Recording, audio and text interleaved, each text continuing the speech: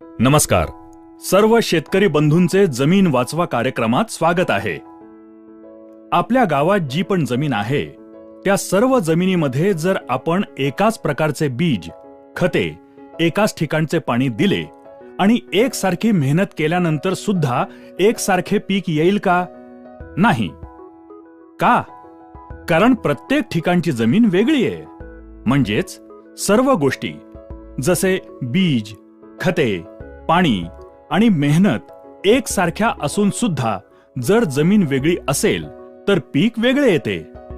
या ठिकाणी एक गोष्ट तर पक्की आहे की पीक येण्यामागे जमिनीचे योगदान सगळ्यात जास्त महत्त्वपूर्ण आहे. जमीन हलकी तर पीक हलकं, जमीन चांगली तर पीक चांगलं. जर जमिनीला आपण ताकदवार बनवली तर चांगलं पीक घेण्यापासून आपल्याला कोणी थांबवू शकतं का? नाही. मग जर जमिनीला ताकदवार बनवायचं असेल तर तिला समजून घेणं गरजेचं आहे. जमिनीला बारकाईनं समजून घेण्यासाठी आमच्या तज्ज्ञांनी तिचं 3 भागात विभाजन केलं आहे. पहिला भाग भौतिक गुण. जमीन दिसायला कशी आहे? लाल आहे, काळी आहे की सफेद आहे? जमिनीची पाणी धरून ठेवण्याची तसंच सोडण्याची क्षमता किती आहे? हे जमिनीचे भौतिक गुण आहेत. यांना आपण बदलू शकतो का? नाही. पण याच भौतिक गुणांच्या आधारे आपण कोणतं पीक लावायचं ते ठरवतो. आता दुसरा भाग रासायनिक गुण. भौतिक गुणांच्या आधारे आपण ठरवलं की आपल्याला गहू लावायचे आहेत. आता समजा गव्हाच्या पिकाला 50 किलो नायट्रोजनची गरज आहे आणि जमिनीत 25 किलो नायट्रोजन उपलब्ध आहे. तर शेतकरी काय करेल? 25 किलो नायट्रोजन विकत आणून जमिनीत टाकेल.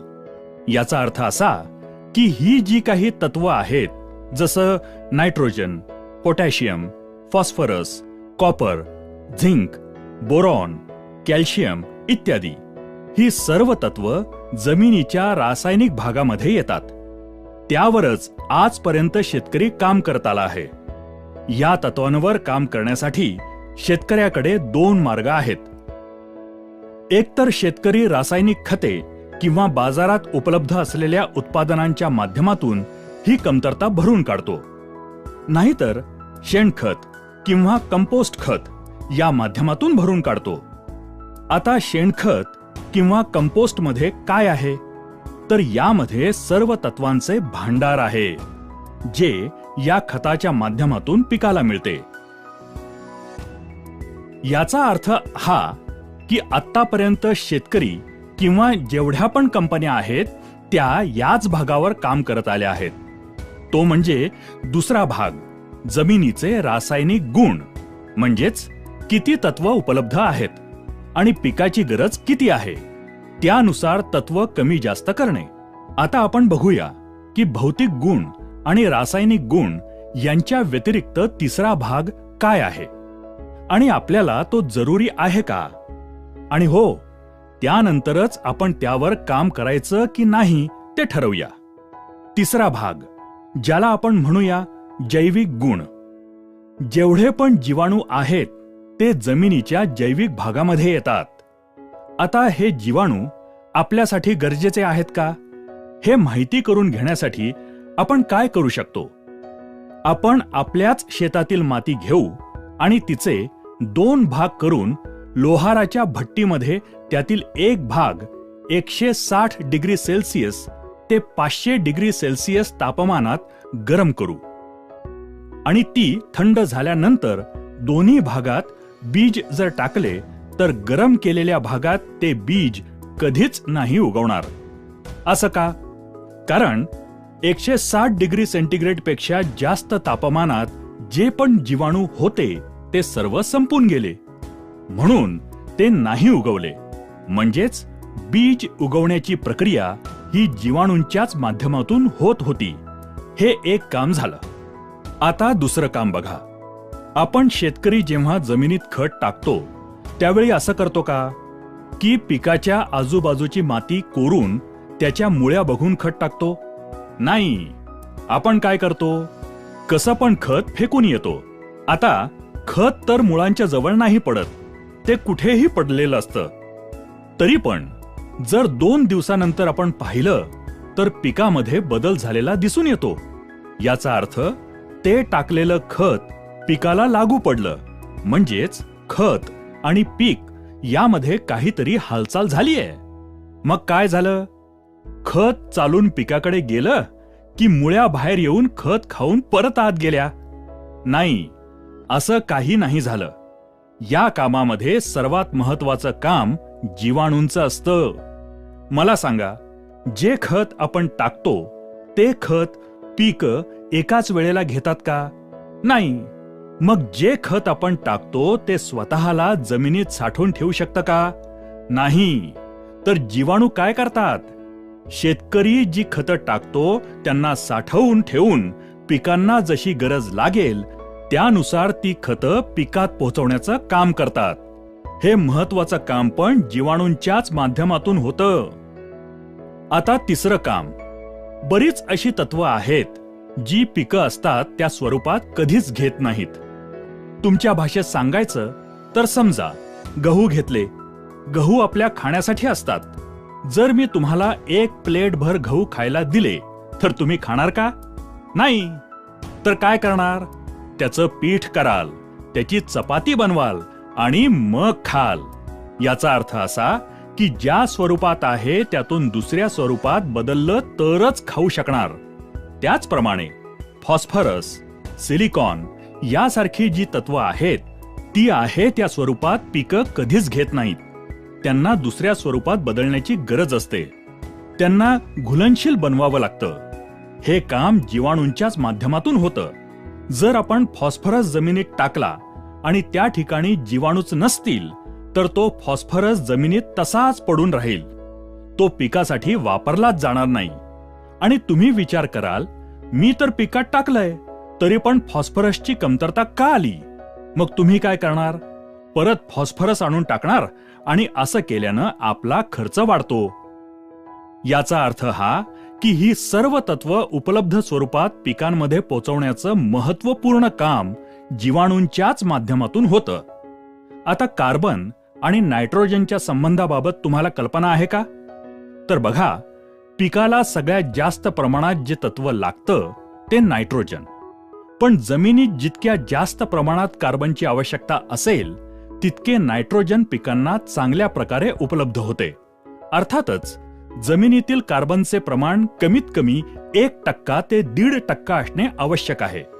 तसेच पिके आणि माती परीक्षणानुसारही त्याची मात्रा ठरवता येते. आता शेतकरी काय करतो? नायट्रोजन टाकून सुद्धा नायट्रोजनची कमतरता दिसून आल्यानंतर पुन्हा नायट्रोजन आणून शेतात टाकतो. खरं तर शेतात कार्बनच्या कमतरतेमुळे पिकात नायट्रोजनची कमतरता आली आहे. आता जमिनीत जर कुठलेही तत्व जसे nitrogen, phosphorus, potash, copper, zinc, sulphur या व्यतिरिक्त कुठलेही तत्व कमी असेल तर आपण बाजारातून विकत आणून टाकू शकतो. पण कार्बनची कमतरता असेल तर तो बाजारात विकत मिळतो का? नाही. कार्बन जमिनीत उपलब्ध करण्याचा एकच मार्ग आहे, शेणखत किंवा कंपोस्ट खत.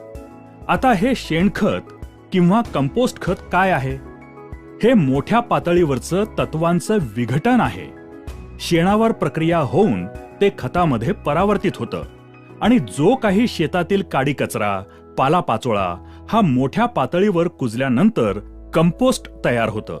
जेव्हा शेतकरी हे सर्व शेतात टाकतो तेव्हा जीवाणू त्यावर प्रक्रिया करून या खताचं सूक्ष्म पातळीवर विघटन करून त्याच्या आतमध्ये जी तत्व असतात ती काढून पिकांपर्यंत पोचवल्यानंतर जो भाग उरतो तो कार्बन असतो. याचा अर्थ हा की जमिनीमध्ये कार्बन उपलब्ध करण्याचे सर्वात महत्वाचे काम पण जीवाणूंच्याच माध्यमातून होते. आता पिकांच्या वाढीसाठी हार्मोन्सची आवश्यकता असते. रोपांना फुलांवर येण्यासाठी आणि फुलाला फळामध्ये बदलण्यासाठी सुद्धा हार्मोन्सची आवश्यकता असते. हे हार्मोन्स तयार करण्याचे काम सुद्धा जीवाणूच करतात. आता रोपाला वेगवेगळ्या आजारांपासून, कीटकांपासून बचाव करण्यासाठी स्वतःमध्ये औषध तयार करायची असतात. बघा, कधी कधी आपल्या शरीरावर काही कापलं तर बिना औषधानं ते बरं होतं. कधी कधी एखाद्या तंदुरुस्त माणसाला जर ताप आला तर बिना औषधानं तो बरा होतो. कारण आपलं शरीर आतल्या आतमध्ये औषधे त्यासाठी बनवत असतं. त्याचप्रमाणे पिकामध्ये ही जी काही ताकद आहे ती जीवाणूंच्या माध्यमातून तयार होते. आता पहिल्यापासून बघितलं तर बी उगवण्याचं काम, आपण जी खते टाकतो ती स्वतःकडे साठवून पिकांपर्यंत पोहोचवण्याचं काम, तसंच तत्वांना दुसऱ्या स्वरूपात बदलून पिकांपर्यंत पोहोचवण्याचं काम, तसंच कार्बन जमिनीत उपलब्ध करण्याचं काम, जोडीने हार्मोन्स बनवण्याचे काम आणि औषधे तयार करण्याचे काम, ही सर्व महत्त्वपूर्ण कामे याच जीवाणूंच्याच माध्यमातून, याच जमिनीच्या जैविक गुणांच्या माध्यमातून होतात. तर आता मला सांगा, आजपर्यंत शेतकऱ्यानं या जैविक भागावर किती काम केलंय? मी शेतकऱ्याला एक प्रश्न विचारतो की शेतीचा मजूर कोण आहे? तर शेतकरी म्हणतो, मीच शेतीचा मजूर आहे. मीच दिवस रात्र शेतामध्ये राबत असतो. जर शेतकरी मजूर आहे तर मी शेतकऱ्याला हातात एक बी देतो. शेतकरी स्वतः त्याला अंकुरित करू शकतो का? नाही. शेतकऱ्याच्या खिशात 100 गोणी खत आणून शेतात टाकण्याची क्षमता असेल, पण तो एकतरी खताचा दाणा उचलून पिकामध्ये घुसवू शकतो का? नाही.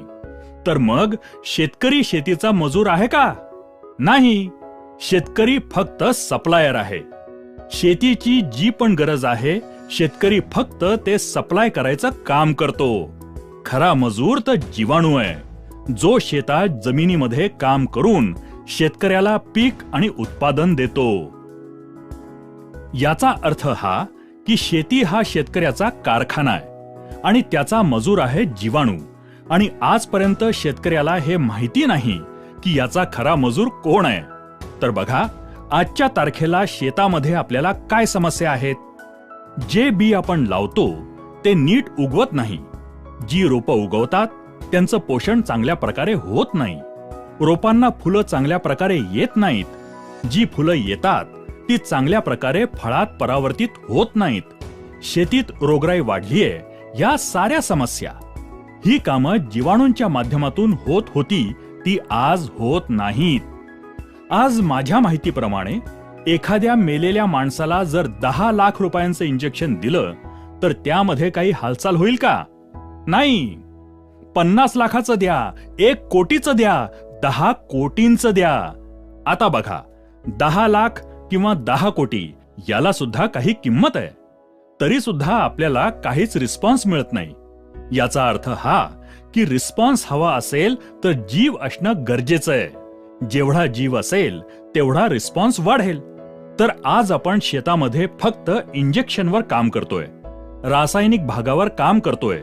जमिनीचा जिवंतपणा जागृत ठेवण्यासाठी काहीच काम केलं नाही.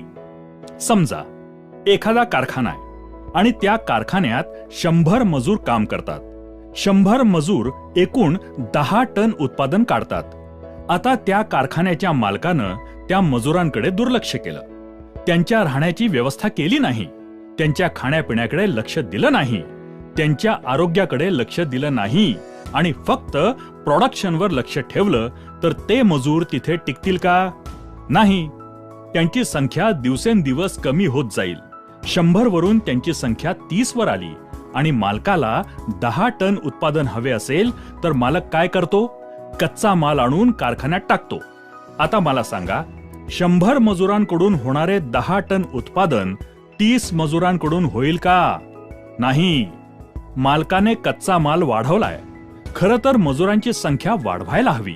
त्यांची काळजी घेतली तर 10 टन काय, त्यापेक्षा जास्त उत्पादन काढता येईल. आज शेतात सुद्धा हीच परिस्थिती आहे. शेतीचा खरा मजूर आहे जीवाणू आणि आपण जीवाणूंची संख्या वाढवण्याऐवजी, त्यांची ताकद वाढवण्याऐवजी कच्चा माल म्हणजेच रासायनिक खते वाढवतोय. यानं आपल्या शेताचं उत्पादन वाढेल का? नाही. तर आमच्या केरन कंपनीनं काय केलंय? तर त्यांनी, आता ही गोष्ट तर पक्की आहे की एकच जीवाणू सगळी कामं तर करत नाही. वेगवेगळ्या कामासाठी वेगवेगळा जीवाणू आहे. तर कंपनीनं काय केलं? जमिनीत फायदा करणारे जेवढे पण जीवाणू असतात ते सर्व जीवाणू शोधून काढले आणि त्या सर्व जीवाणूंची संख्या जमिनीत कशी वाढवता येईल, तसंच त्यांना काम करण्यासाठीचे वातावरण कसे तयार करता येईल यावर प्रयोगशाळेत संशोधन करून बायो ऑर्गॅनिक सॉइल सोल्युशन, बॉस, ओरिकेन, ओनिटॉन आणि कॅमिटॉन हे तंत्रज्ञान विकसित केले. हे तंत्रज्ञान जसे आपण जमिनीत सोडले तसे त्या जमिनीतील जीवाणूंची संख्या करोडोंच्या पटीनं वाढत जाते. तसंच त्यांना काम करण्यासाठीचे पूरक वातावरण तयार होते. त्यामुळे तुमच्या त्या जमिनीची ताकद वाढते आणि जमिनीमध्ये जीवाणूंच्या माध्यमातून होणारी सर्व कामे वेगानं सुरू होतात. शेतकरी जेवढा कच्चा माल किंवा रासायने शेतात टाकतो आणि मेहनत करतो, त्याचे भरपूर रिटर्न्स शेतकऱ्याला त्याच्या शेतातून द्यायला सुरू करतात. बॉस, ओरिकेन, ओनिटॉन, कॅमिटॉन या तंत्रज्ञानाचा वापर शेतकरी त्याच्या जमिनीमध्ये वेगवेगळ्या प्रकारच्या स्लरीच्या माध्यमातूनही करू शकतो. जर शेतकऱ्यानं असं केलं तर त्याची जमीन खूप वेगानं रिस्पॉन्स देऊ लागते आणि माझ्या अनुभवानुसार ते पीक तुमच्या संपूर्ण भागात नंबर 1 चे पीक असेल. तसेच तुमच्या जमिनीची उत्पादन क्षमता सुद्धा वाढेल. मी शेतकऱ्याला एक गोष्ट नेहमीच सांगतो की पहा, तुमचं अर्ध आयुष्य गेलं कोणतं खत चांगलं आहे, कोणतं बी चांगलं आहे हे शोधण्यात, आणि आज पण तुम्ही शोधतच आहात. 3 महिने जर तुम्ही आम्ही सांगतो तसं केलं तर माझा दावा आहे की त्यानंतर तुमचा शोध संपेल. आम्ही तुम्हाला पूर्ण शेतात नाही टाकायला सांगत. तुम्हाला जेवढं टाकावंसं वाटेल तेवढ्याच एरियात टाका आणि बघा, जर तुमच्या जमिनीत बदल झाला तर तुम्हाला दुसऱ्याच्या विश्वासाची गरजच नाही. हे घेऊन तुमचं संपूर्ण शेत, संपूर्ण जीवन कसं चांगल्या प्रकारे समृद्ध करता येईल ते तुम्ही ठरवू शकता. कारण जगात काय होतंय यापेक्षा आपल्या शेतात काय होतंय ते जास्त महत्वाचं आणि गरजेचं आहे. आमचे जे कोणी सहकारी तुमच्याकडे येतात त्यांच्याकडून पिकानुसार त्यामध्ये आमची ही केरन टेक्नॉलॉजी कोणत्या प्रकारे वापरायची आहे याची पूर्ण माहिती तुम्ही घेऊ शकता. आमच्या या कार्यक्रमाला आपण लक्षपूर्वक उपस्थित राहिल्याबद्दल, आपला मूल्यवान वेळ दिल्याबद्दल सर्व शेतकरी बंधूंना